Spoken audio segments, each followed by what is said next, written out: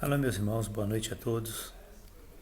Muita paz no coração de cada um de nós neste momento difícil que estamos vivendo, da pandemia, do isolamento social, que muitas das vezes nós nos desesperamos, ficamos amedrontados, preocupados diante de uma situação que estamos vivendo e que tem trazido grandes prejuízos. Mas não é hora de nós ficarmos alimentando esses sentimentos. É hora de termos fé e crença de que Deus está no comando de tudo e de que Jesus não nos abandonou. Ele mesmo disse: estarei sempre convosco. Mas é comum a gente perceber pessoas que questionam isso. Pessoas que perguntam onde está Jesus numa hora dessa. Por que ele não vem nos socorrer? Por que ele não vem nos amparar, nos tirar dessa situação? Por que estão morrendo tantas pessoas? Eu estava fazendo uma análise sobre essas mortes e eu cheguei a uma conclusão. A ciência e a medicina traçaram um padrão para aqueles que teriam maior probabilidade de morrer vítimas do Covid-19. Seriam os idosos, os obesos, os que têm doenças pré-existentes, aquelas pessoas que estão frágeis, os mais velhos seriam os primeiros, né? E os mais jovens, os atletas, os que têm uma saúde boa, estariam fora do risco, no risco maior. Esse foi o padrão adotado pela ciência e pela medicina. O que nós estamos vendo acontecer? Semana retrasada, mais ou menos, eu acompanhei uma notícia do pai de um amigo meu que estava saindo do hospital curado, com 100 anos. E ele não foi o primeiro e nem o único. Várias pessoas idosas tiveram Covid-19, foram internadas e saíram do hospital com saúde. Assim como os que têm doenças pré-existentes, os obesos. Muitos nem tiveram a Covid-19, mas nós vimos crianças morrendo, desencarnando pela Covid-19, nós vemos atletas desencarnando por causa do Covid-19. Então a gente percebe que o padrão não é o padrão da medicina e da ciência, é o padrão de Deus. Ele sabe qual é a hora que nós temos que retornar ao mundo espiritual. Nós temos um planejamento aqui, mas temos também um planejamento lá, no mundo espiritual. Então há uma necessidade de retornarmos em determinado momento, até mesmo para podermos voltar à Terra, reencarnar com uma outra missão. Então isso tudo nos mostra que Deus está no controle. Se Deus está no controle, nós estamos bem. Deus está no controle de tudo e Jesus está comandando o barco. Vamos pensar assim. Então nós não podemos achar que Jesus se afastou de nós, que Jesus nos abandonou e ficarmos perguntando onde está Jesus, onde está Jesus. Nós devemos saber onde que ele está. Deveríamos saber, pelo menos. Se eu distribuir para vocês, para cada um de vocês, um diamante valioso, cujo valor não se pode estimar, a primeira coisa que cada um faria seria guardar esse diamante no local seguro. É o que nós faríamos naturalmente. Pois bem, se daqui a 5 anos eu perguntasse para vocês onde que está aquele diamante que eu te dei, certamente vocês lembrariam onde que guardaram esse diamante. Se nós fazemos isso com uma pedra de diamante, que é algo material, por que a gente esquece onde que está Jesus? Porque ele é muito mais importante, muito mais valioso do que esse diamante.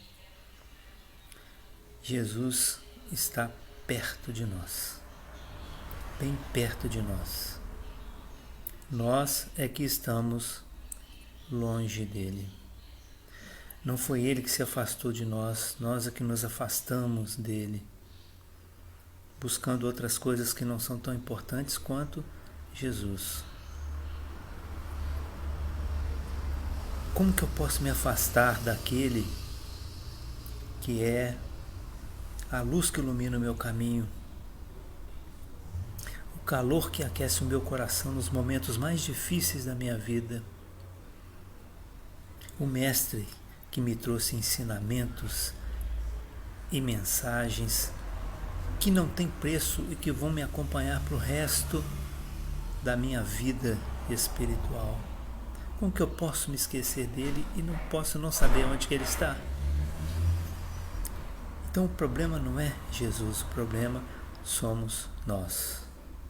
Ele não se afastou de nós e não nos abandonou nunca, nunca. Então nós vamos falar um pouco sobre essa situação. Como é que nós estamos vendo Jesus, como é que nós estamos nos comportando nesse momento em conformidade com os ensinamentos de Jesus. Isso tudo que a gente está vivendo são momentos de reflexão, para a gente pensar, refletir e transformar. Nós não podemos sair dessa pandemia da mesma forma como entramos.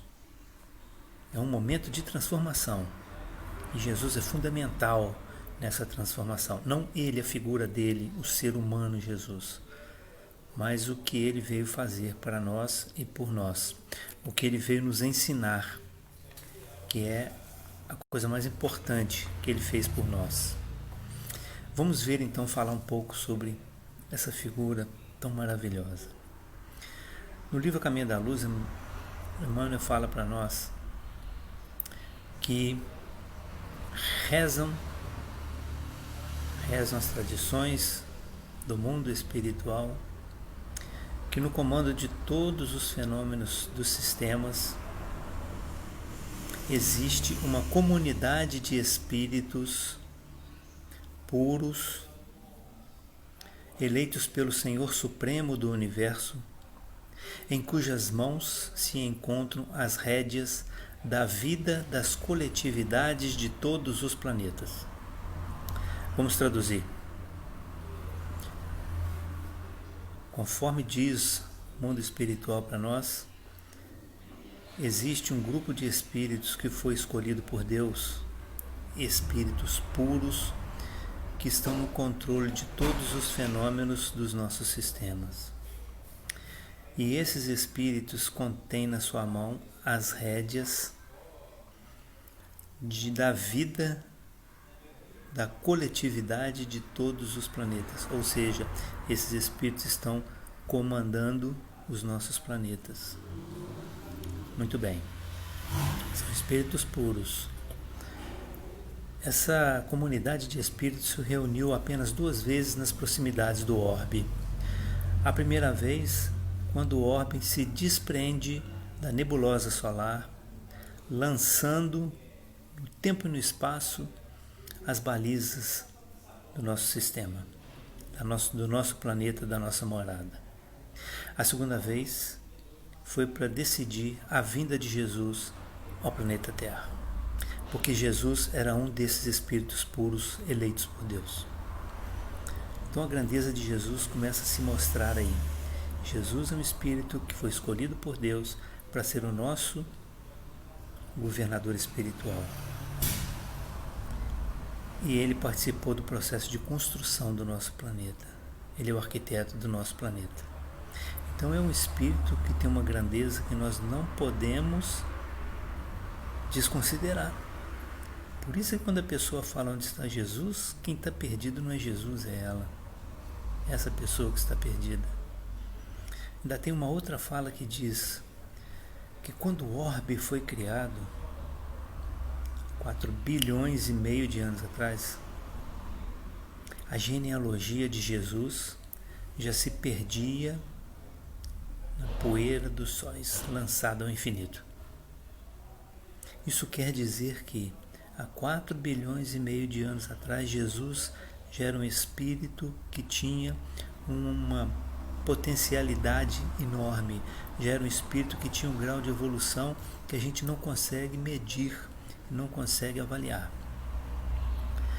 Então é um ser que a gente não pode de jeito nenhum se afastar dele, nós temos que nos aproximarmos dele. Ele foi o nosso modelo e guia, foi. e ainda é o nosso modelo e guia, tem que continuar sendo o nosso modelo e guia. O que é um modelo? O modelo é aquele ser que a princípio deve ser perfeito para ser copiado, vamos dizer assim. Uma loja que vai lançar uma moda nova, uma roupa nova, não vai escolher um modelo todo cheio de problema, um modelo feio. Normalmente os modelos são bonitos, né, nesse momento, porque as pessoas vão querer copiar aquele modelo e vestir aquela roupa. Não é assim? Então por isso que Jesus é o nosso modelo. Não é que a gente vai ser igual a Jesus porque não tem condições, mas a gente vai aprender com ele o que ele ensinou e vivenciar o que ele ensinou. Vivenciar.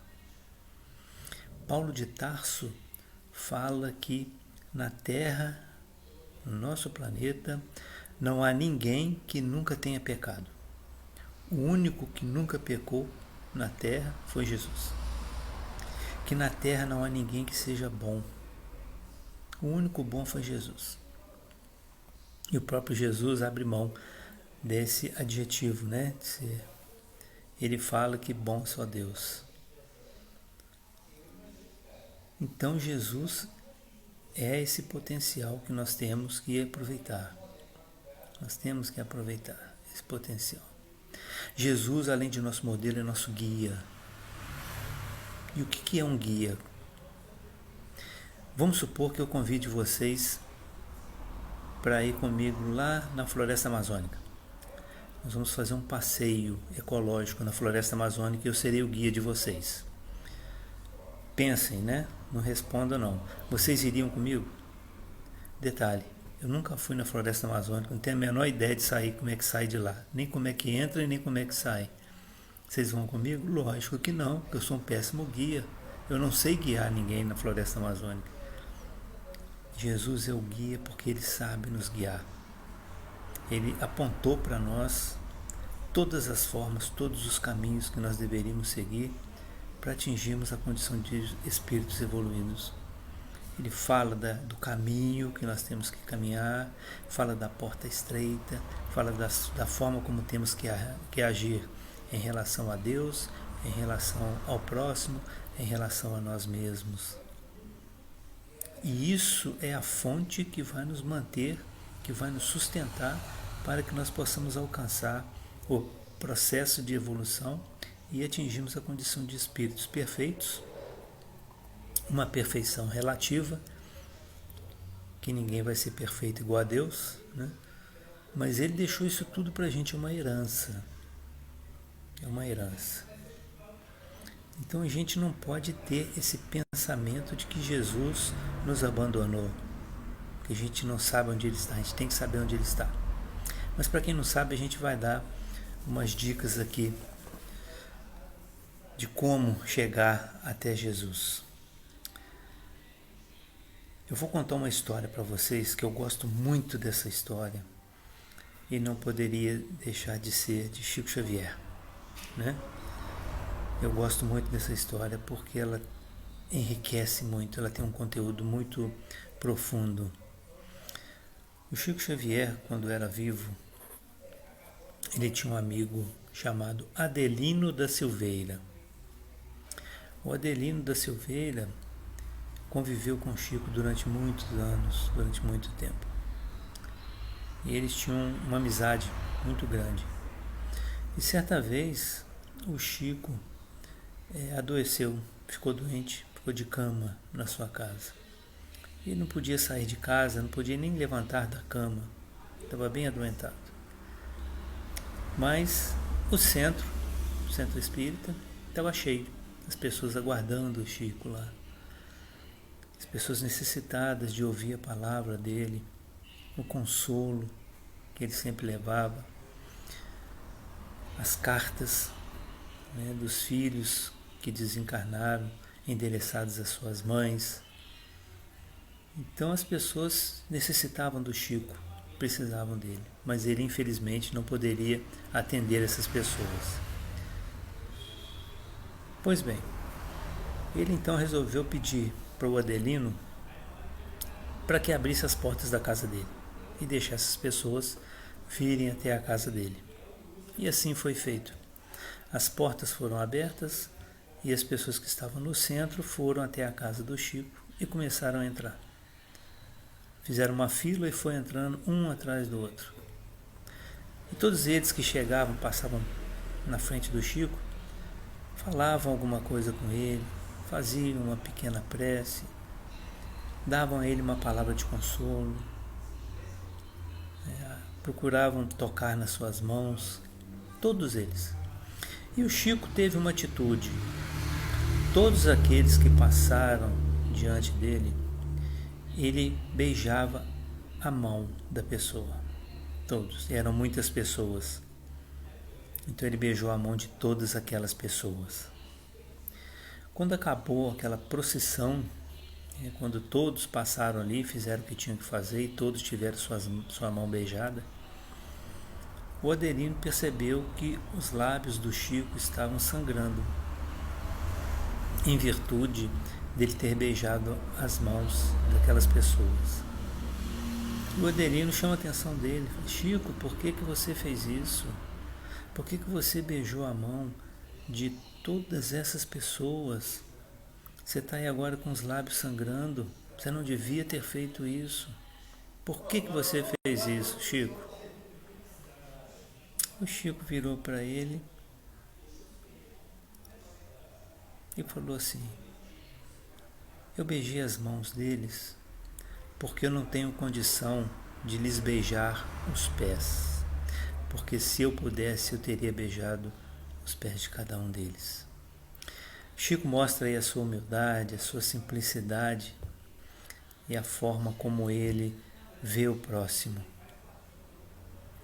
Bom, mas o Chico fez uma pergunta ao Adelino: Adelino, se eu estou aqui doente, acamado, não tenho condições de fazer nada, de ajudar ninguém nesse momento, de atender ninguém, por que essas pessoas vieram até aqui? Por que elas quiseram vir até aqui me ver? Eu estou aqui, deitado na cama, sem atividade nenhuma. Por que eles vieram? Me fala, Adelino. O Adelino, a princípio, não tinha resposta. Mas ele também não queria mentir para o Chico e não interferir na sua humildade, ferir a sua humildade. Mas o Adelino deve ter sido inspirado, porque ele respondeu ao Chico: Chico, eles tinham a necessidade de vir aqui porque eles estão sentindo saudades de Jesus. Eu fiquei pensando, eu fiquei refletindo sobre essa frase, sentir saudades de Jesus. O que é sentir saudade de Jesus? Por que a gente sente saudades de alguém? A gente sente saudades de alguém quando a gente está longe desse alguém. Quando nós estamos longe desse alguém e não esse alguém está longe de nós. Porque a saudade quem está sentindo sou eu, então eu estou longe dessa pessoa. Então, primeira coisa, nós sentimos saudade de Jesus quando nós estamos longe dele. O que eu faço para matar a saudade de alguém? Eu pego um ônibus e vou na direção dessa pessoa. Aí eu vou me aproximar dessa pessoa e aí eu vou matar as saudades dessa pessoa. Então o que nós temos que fazer? Não pegar um ônibus e ir até Jesus. Nós temos que nos aproximarmos dele, chegarmos perto de Jesus. Não fisicamente, obviamente, né? Mas nós temos que compreender o que Jesus veio fazer aqui e qual foi a herança que ele deixou para nós. Bom, primeiro nós temos que buscar o Cristo na sua essência. Nós temos que conhecer, aprofundar e depois vivenciar Jesus. Como que nós vamos percorrer esse caminho? Vamos pegar o Natal, a época de Natal. A época de Natal é uma época, é um momento em que se comemora o nascimento de Jesus. Louvado. Tem que ser isso mesmo. Temos que comemorar o nascimento de Jesus. Mas só que as pessoas confundem e fazem do Natal uma festa de comida, bebida, etc, etc, etc. A gente não precisa nem fazer festa, porque Jesus não quer festa. Essa festa que a gente faz, a gente deveria fazer aquela festa interior, a festa espiritual. Para mim, quando eu participo desses festejos de Natal, para mim aquilo não significa nada. Nada. O nascimento de Jesus é extremamente importante. Extremamente importante. Porque se ele não tivesse encarnado aqui, ele não teria feito o que ele fez. Ele precisava encarnar para realizar a sua missão, cumprir a sua missão.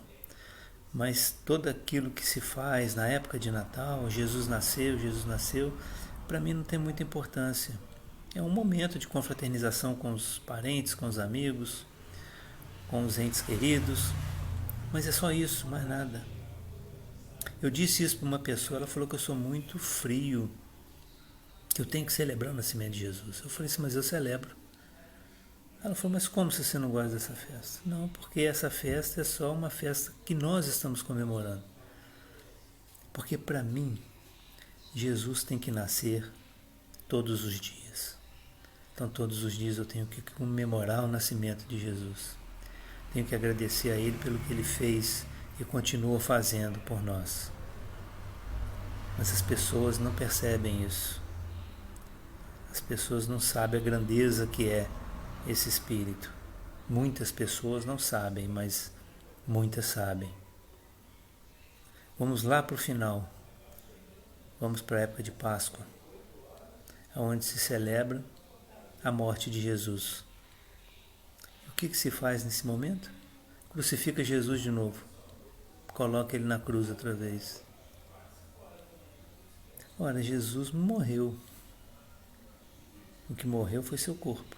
Mas Jesus não morreu. Ele não morreu. O Espírito não morreu.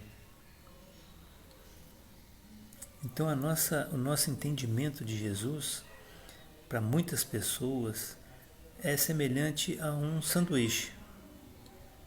É semelhante a um sanduíche. O sanduíche, normalmente, ele é feito de 2 fatias de pão e um recheio. Muitas pessoas gostam mais do pão do que do recheio. E outras gostam mais do recheio do que do pão. Jesus é semelhante a isso, a esse sanduíche. As 2 fatias de pão são o nascimento de Jesus e a morte. E muita gente só vê isso em Jesus. A gente pergunta para certas pessoas, o que você sabe sobre Jesus? Jesus é aquele que nasceu na manjedoura e morreu na cruz. Ainda tem a música de Natal que fala, pobrezinho nasceu em Belém. Gente, chamar Jesus de pobrezinho é uma falta de conhecimento muito grande, porque pobrezinhos somos nós, né? Então a pessoa percebe a vida de Jesus só nesses momentos. Nascimento e morte, Natal e Páscoa. Mas e Jesus durante o sanduíche, durante o recheio? O que tem no recheio? O recheio que é o mais importante do sanduíche. O pão está ali só para segurar o recheio, para ele não escorrer. Então o recheio, a vida de Jesus, a sua passagem por aqui, o que ele disse, aonde ele andou, o que ele pensou, o que ele ensinou, o que ele deixou. Isso é que é importante. Esse é o recheio, é esse que nós temos que deliciar. Isso é que nós temos, é isso que nos alimenta. Então nós temos que começar a ter uma visão diferente. Jesus tem 2 características. Nós podemos entender Jesus de 2 formas. Jesus humano e Jesus divino. O Jesus humano é aquele que viveu na carne, que andava, que dormia, que se alimentava, né? Que nasceu na manjedoura, que foi crucificado. O Jesus divino é o que amou, é o que perdoou, é o que ensinou, é o que deixou para nós toda essa mensagem. é o que veio na terra, conforme Paulo de Tarso fala na carta aos Hebreus. Veio na terra, sacrificou-se com seu próprio sangue e dali foi direto para a tenda celestial. Jesus passou aqui uma única vez. Por isso que ele diz: ao homem está ordenado morrer uma só vez, uma frase de Paulo. Ou seja, nós temos que fazer como Jesus fez. O ideal seria que nós morrêssemos uma só vez e não retornássemos mais à carne. Mas isso é coisa de espírito perfeito, como perfeito é Jesus. Então a gente precisa olhar o recheio. Vamos ver a vida de Jesus. Não a vida física, a vida material, mas sim a vida espiritual. Nós temos nos textos bíblicos todos esses ensinamentos. E é por aí que nós temos que começar. Jesus está lá nos evangelhos, Mateus, Marcos, Lucas e João. Jesus está no Atos dos Apóstolos, através da fala de Lucas, que é o autor desse livro, e nós vemos Jesus também nas cartas de Paulo. Ele está presente lá também. Tem uma passagem que está no livro Boa Nova, que é muito interessante, como que Jesus ajuda as pessoas, mesmo aquelas que são contrárias ou que foram contrárias a ele. Paulo de Tarso, depois da conversão, ele foi um grande trabalhador do cristianismo. Para mim, ele foi o maior bandeirante da história do cristianismo, divulgando a mensagem de Jesus.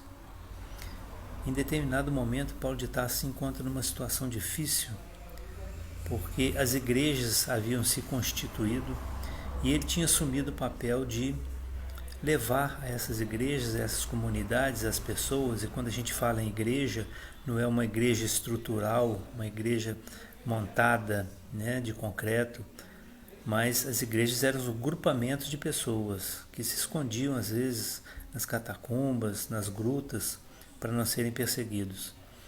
Então ele tinha como papel levar para essas pessoas as orientações, os esclarecimentos, como fazer a igreja funcionar, uma série de coisas. Só que Paulo estava preocupado. Ele estava na igreja de Corinto e ele perguntava assim: como é que eu vou fazer isso? Como é que eu vou levar a mensagem da Boa Nova para todas essas pessoas? Eu sozinho não dou conta de fazer isso. Aí ele pensou em pedir pessoas para fazerem isso para ele. Cada um levaria a mensagem para uma igreja. Mas ele queria ir, ele queria estar presente, ele queria falar para as pessoas o que Jesus deixou. Ele queria pregar. E ele, nesse dia, dentro da igreja de Corinto, ele começa a fazer uma prece. Ele estava sozinho. Ele começa a fazer uma prece pedindo a Jesus que o oriente, que o auxilie, porque ele não sabia como resolver aquilo. Ele não sabia como fazer aquele trabalho da forma que deveria ser feito.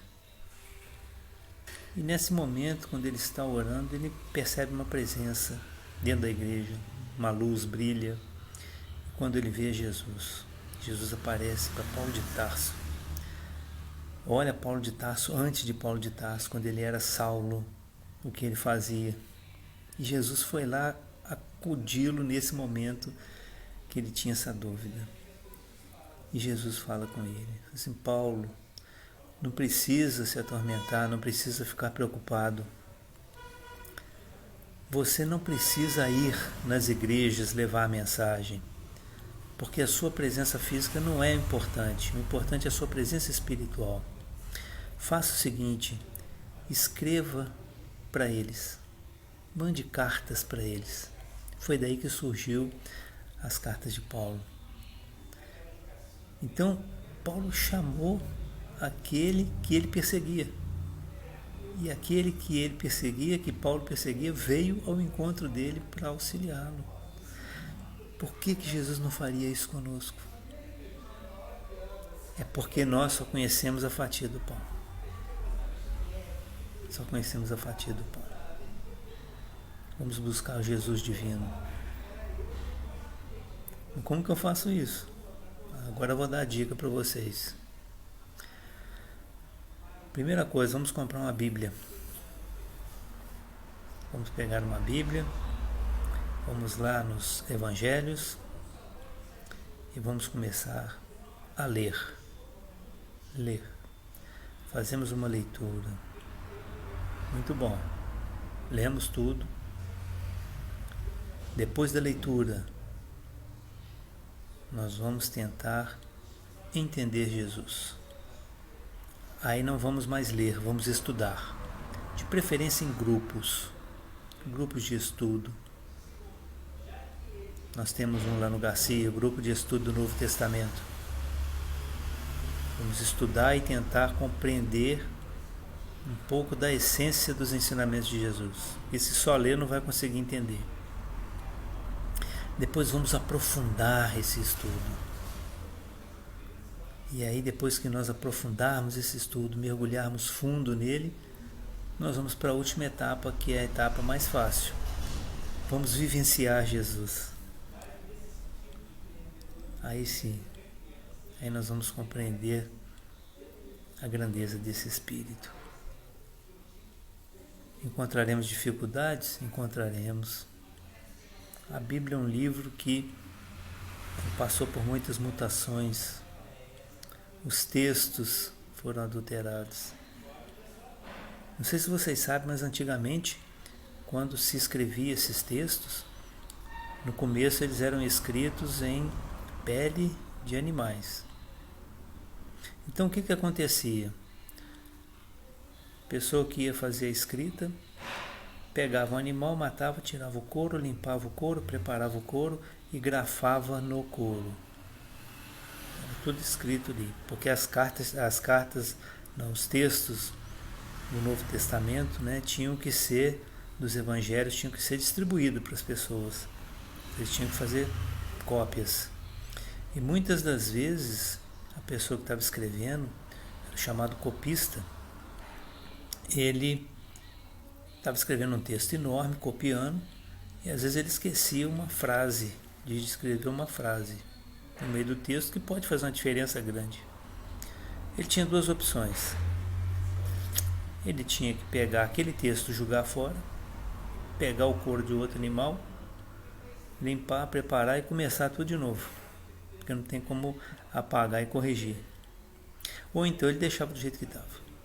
E aí ia o texto faltando uma frase fundamental no conteúdo.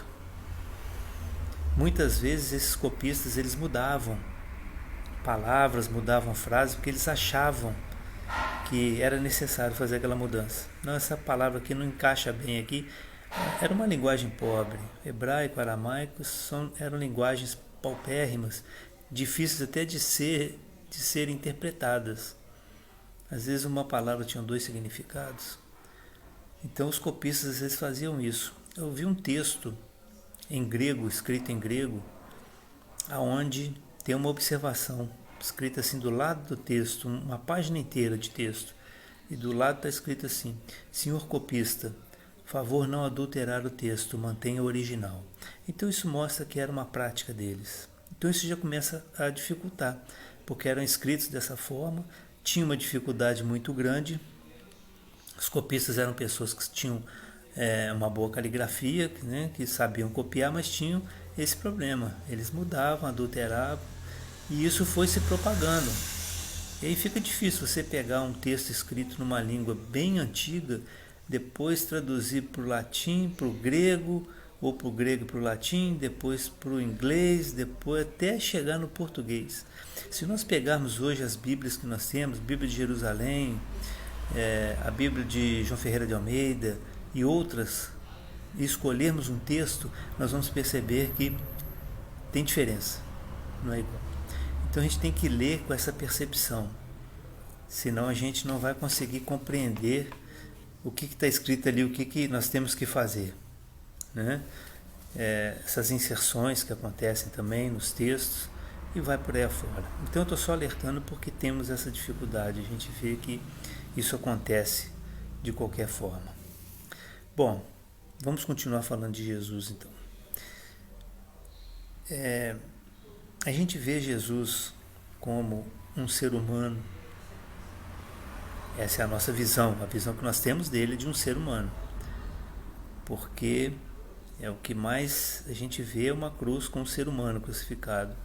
É um menino numa manjedoura, como ser humano que nasceu. Mas existem muitas coisas acerca de Jesus que a gente fica pensando e refletindo. Eu vou citar uma aqui, com todo respeito àqueles que acreditam, né? Eu tenho que respeitar, nós temos a obrigação de respeitar as crenças das outras religiões, mas para muitas pessoas o fato de Maria ser virgem é fundamental, fundamental. E eu sei que é porque eu já fui católico. Esse é um dos pilares da Igreja Católica.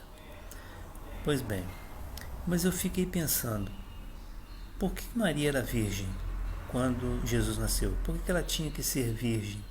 Qual o objetivo disso? Nós podemos tirar algumas informações disso daí. Bom, talvez seria para mostrar a grandeza dele. Um homem que nasceu de uma mulher virgem é um homem diferente. Olha, se Jesus quisesse vir à Terra e ser conhecido como um homem diferente, como um ser diferente, ele teria descido numa carruagem de fogo no meio de Jerusalém, ou numa bola de fogo no meio de Jerusalém.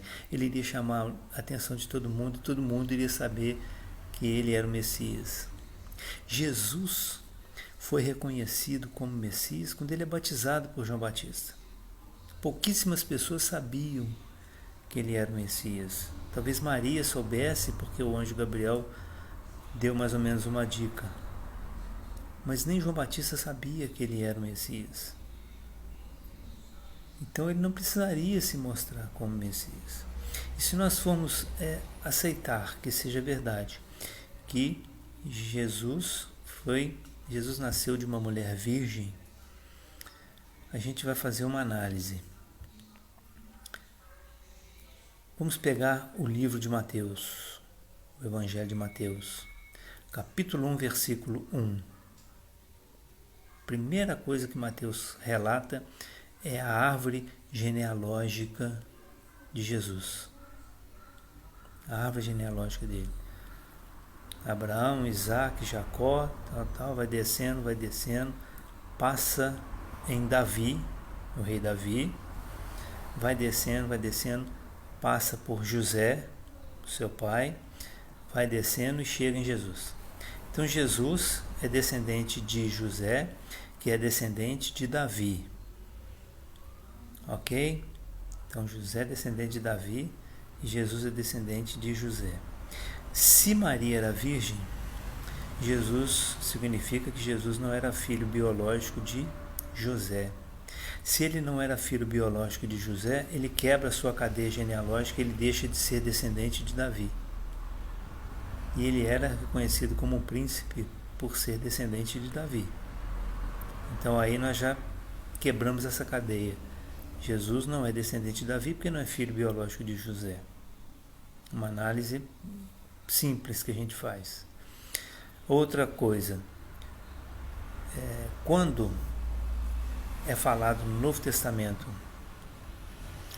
acho que é o próprio Mateus que fala, se eu não me engano, que uma jovem iria conceber e daria à luz a um menino que se chamaria Emanuel.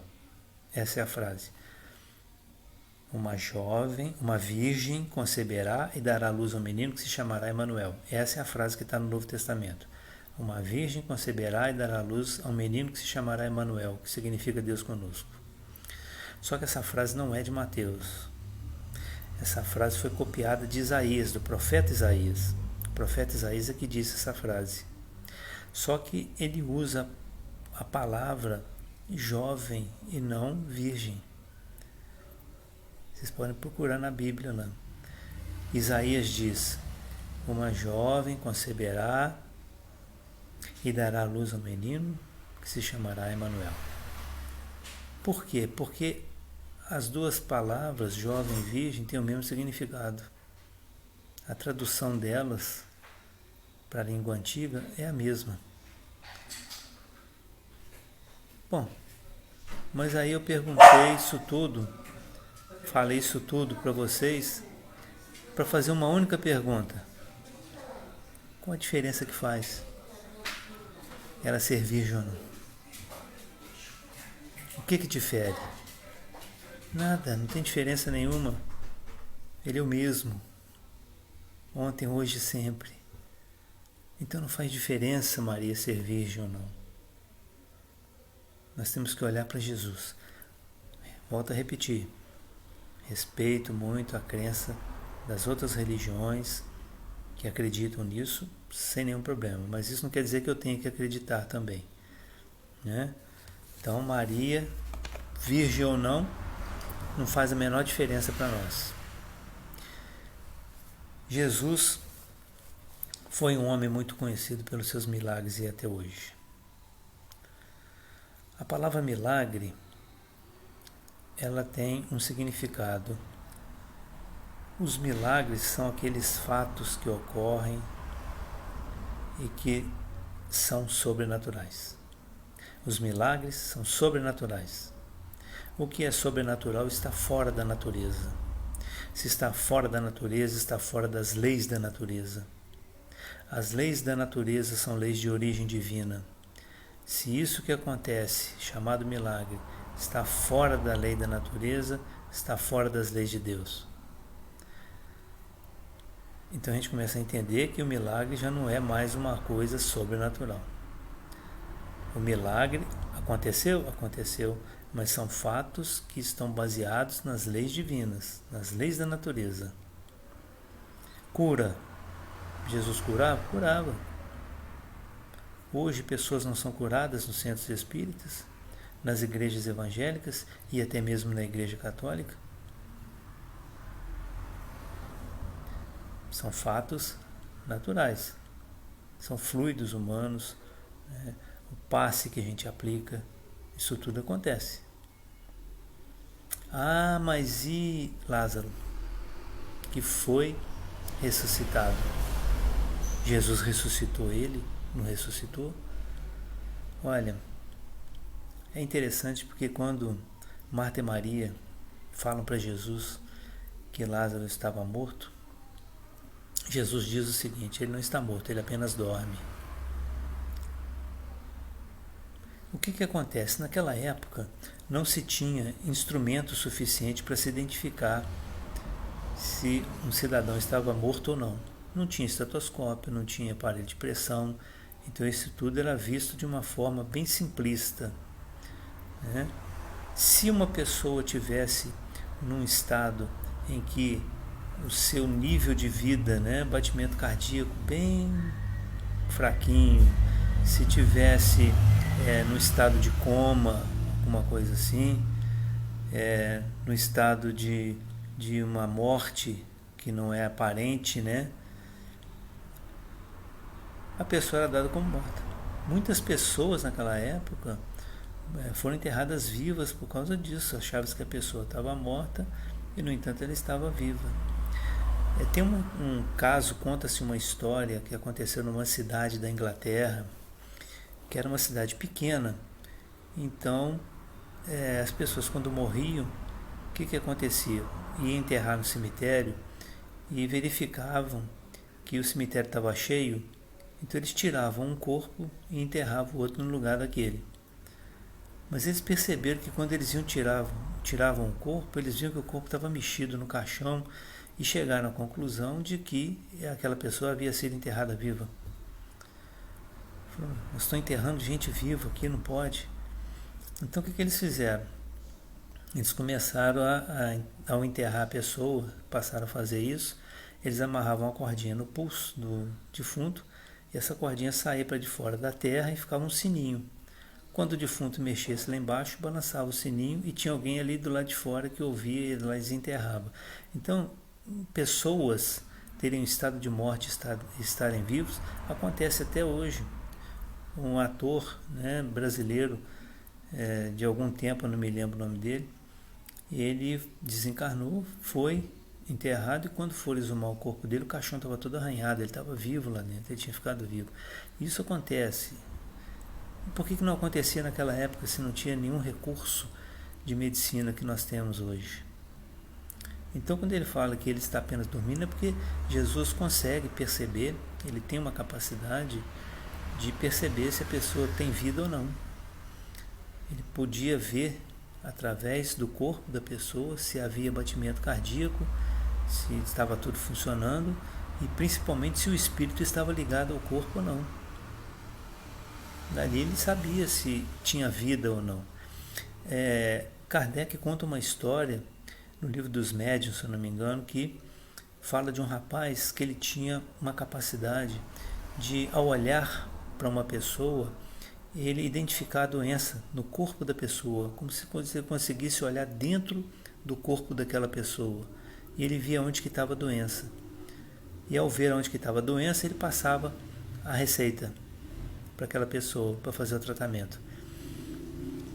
E um dia uma pessoa pediu para ele para examinar. Me examina que eu não estou passando bem. Ele foi, examinou, olhou, falou assim, você tem um problema em tal lugar. Aí a pessoa falou assim, então me dá a receita. Ele falou assim, hoje eu não posso te dar a receita. Ele falou, por quê? Porque o anjo doutor não está aqui. Ele tinha um médico, um espírito desencarnado, né, que era de um médico, e o médico é que passava a receita. Ele só falava qual era o problema e o médico passava a receita, porque ele não tinha condições de passar a receita porque não era médico. Então, se esse rapaz tinha essa condição, que dirá de Jesus? Que dirá dele? Então ele via, ele tinha essa capacidade de ver através da pessoa e perceber se a pessoa estava vivo ou não. Jesus, como eu disse, ele não era reconhecido como Messias por muitos. No começo ele foi reconhecido como um guerreiro, eles achavam que era um guerreiro, o povo judeu achava que Jesus era um guerreiro, que ia entrar em Jerusalém, tirar a espada da bainha e libertar o povo judeu de toda aquela opressão que eles estavam tendo. E Jesus entra em Jerusalém montado num jumento, mostrando que não era nada daquilo que ele veio fazer. Ele não veio para a guerra, ele veio para a paz, né? Então ele fez o que ele tinha que fazer. Só me lembrando dos milagres, o primeiro milagre que Jesus fez foi nas bodas de Caná, a transformação da água em vinho. Estou falando desse milagre porque também é um que muitas pessoas falam que não tem explicação. A gente pode dar duas explicações. Jesus e Maria estavam numa festa nas bodas de Caná, era uma festa mesmo, e o vinho acabou. O vinho acabou a festa, né? Maria então fala com ele, meu filho, está na hora de você fazer seu trabalho. Ele falou, não mãe, ainda não está na minha hora não. Mas mãe é mãe, né? Então ela insistiu um pouquinho e ele foi e pediu para que eles levassem até ele o jarro de vinho e que colocasse água dentro desse jarro. Era um jarro de barro e pediu para sacudir aquele jarro. E aquela água se transformou num vinho melhor do que o outro. O que nós podemos tirar daí, né? Como que nós podemos entender esse momento, essa passagem? Bom, primeira coisa, como o jarro era de barro, isso são suposições, tá? Mas que de certa forma explicam isso. Por ser um jarro de barro, ele era um jarro que era muito poroso, um material poroso pelo lado de dentro. Então aquele vinho que estava sendo usado ali deve ter ficado uma camada, uma película de vinho preso nessa parede interior. Quando se coloca água e mexe e mistura, aquele vinho se desprende da parede e mistura-se com a água. Quando Jesus fala que era um vinho melhor do que o outro, é porque ele é mais fraco. Porque naquela época tinha o vinho que embebedava e o vinho que não embebedava. Então fica um vinho melhor porque não tinha tanto teor de álcool. Essa é uma teoria. Mas eu tenho uma outra teoria. Quando nós vamos no centro espírita e tomamos água fluídica, comigo já aconteceu isso algumas vezes, eu já cheguei a tomar uma água que depois de ser fluidificada, ela mudou de cor. A cor dela ficou diferente.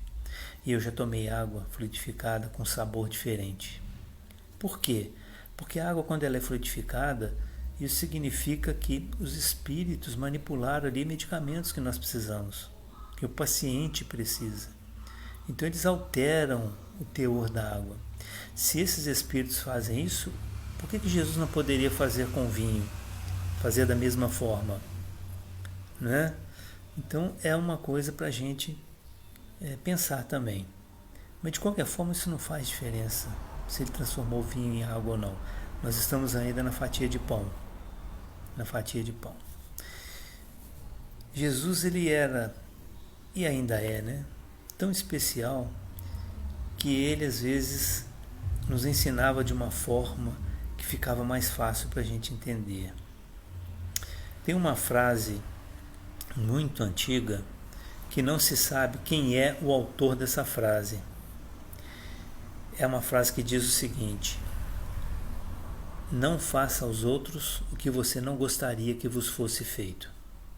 Não faça aos outros o que você não gostaria que vos fosse feito. Essa frase, apesar de não se saber quem é o autor, alguns dizem que é Confúcio, não sei. Essa frase está escrita no livro de Tobias. Jesus pega essa frase e usa ela de uma forma um pouco diferente. Ele tira a negativa da frase. Em vez dele dizer, não faça aos outros o que você não gostaria que vos fosse feito, ele ensina o seguinte: faça aos outros o que você gostaria que vos fosse feito. Ele, quando sai da negativa, ele sai do ponto de comodismo, de não fazer. O não fazer é ficar no comodismo. E quando ele tira a palavra não, ele pede para que a gente faça, haja, vá ao encontro, seja proativo.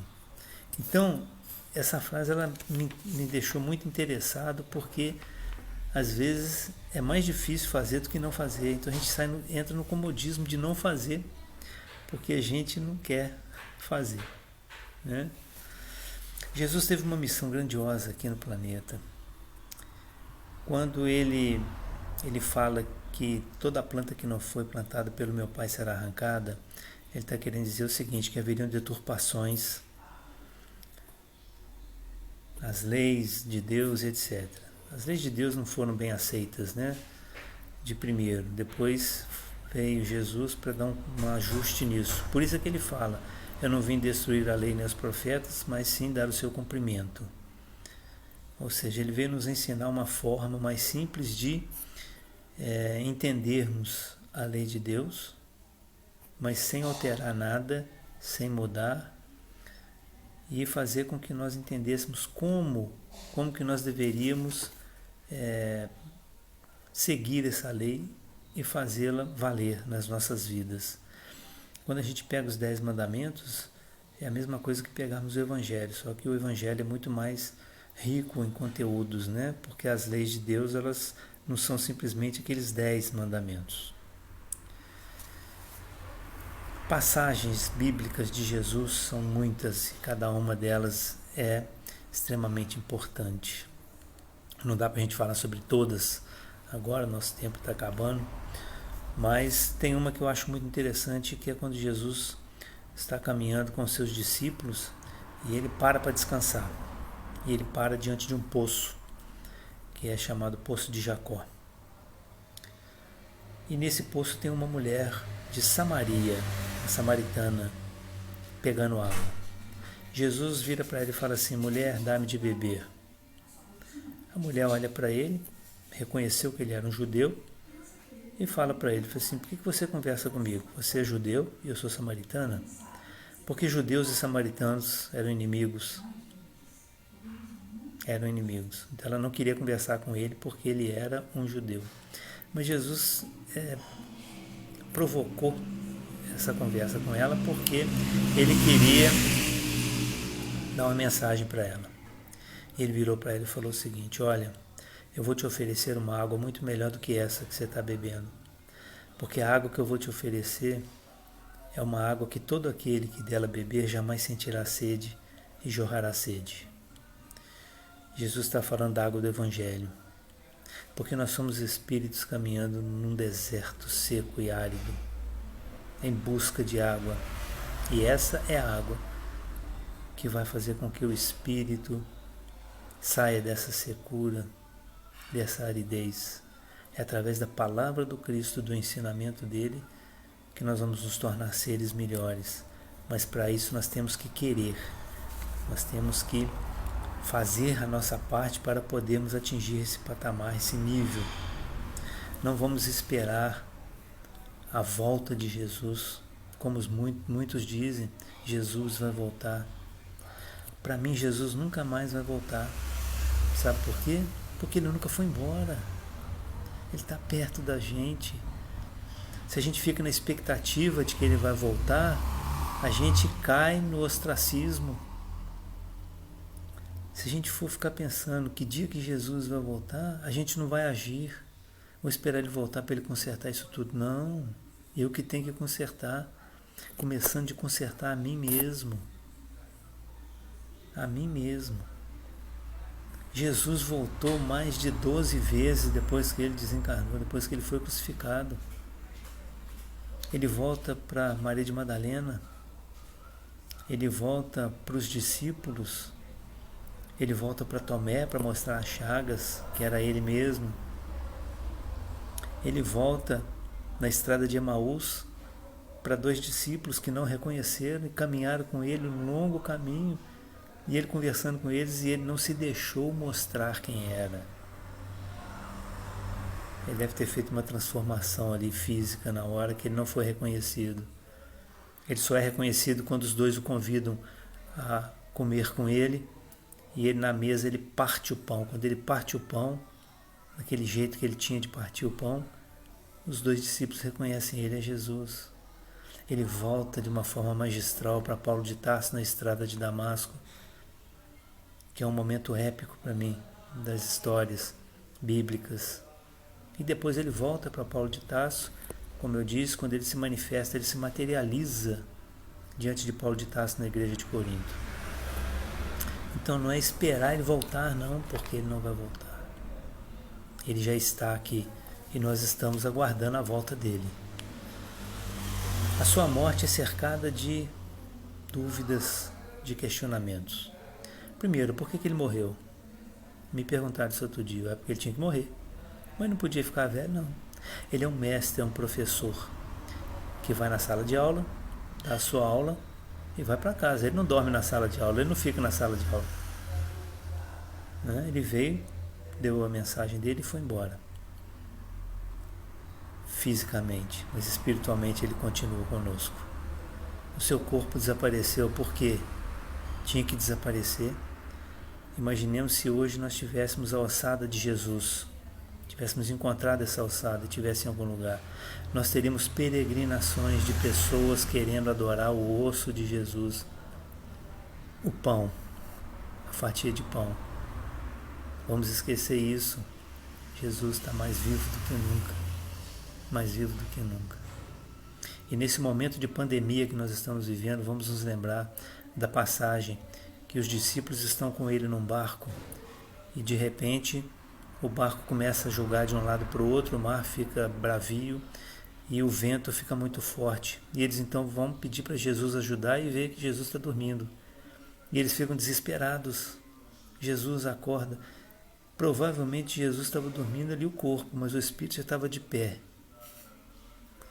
Jesus acorda e fala: o que houve? Vocês estão preocupados? Não, porque nós vamos morrer, nós vamos morrer. É assim que a gente vive hoje. E aí Jesus dá um comando para os espíritos que controlam a natureza e fala: meus irmãos, faça o mar se acalmar e o vento silenciar. Esse é o Jesus que nós temos que conhecer. Esse que é o exemplo para cada um de nós, nosso modelo e guia, o caminho, a verdade e a vida. Nós vamos sair dessa situação sem dúvida nenhuma, porque, segundo Chico Xavier, tudo passa. Muito obrigado e sejam bem amparados pela espiritualidade amiga. Cada um de nós estamos precisando disso. Fiquem com Deus.